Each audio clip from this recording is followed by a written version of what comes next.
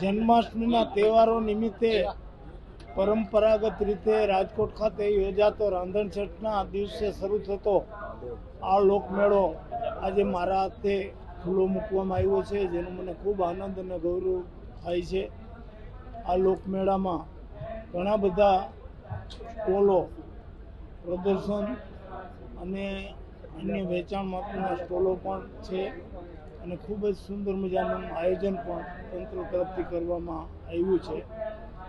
એટલે આ લોકમેળાનો લોકો રાજકોટના અને આખા સૌરાષ્ટ્રના લોકો લોકમેળા દરમિયાન મોટા પ્રમાણમાં લાભ લે એવી સૌ જાહેર જનતાને મારી વિનંતી.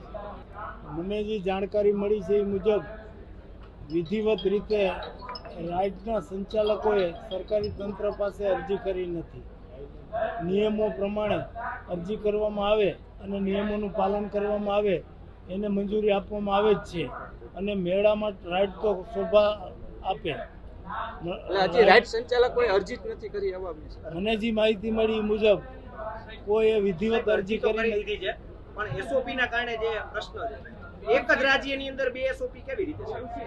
હવે બે એસઓપી તો એક રાજ્યમાં ન હોઈ શકે, પણ તમે બધા એટલું તો જાણો છો કે માણસોની સલામતી પણ ખૂબ જ મહત્વની છે. જામનગરમાં નહીં સાહેબ, તમામ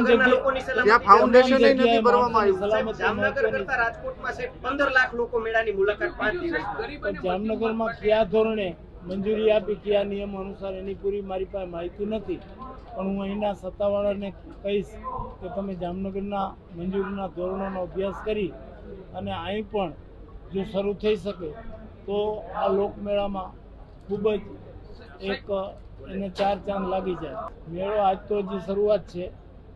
મેળો દિન પ્રતિદિન જામતો જશે, માણસો વધુ સંખ્યામાં આવશે. આપનું શું માનવું છે, રાઇટ્સ હોવી જોઈએ કે ન હોવી? મેળામાં મનોરંજનના સાધન તરીકે રાઇડ્સની ખૂબ ઉપયોગિતા છે, એટલે હોવી જોઈએ એવું હું પણ માનું છું.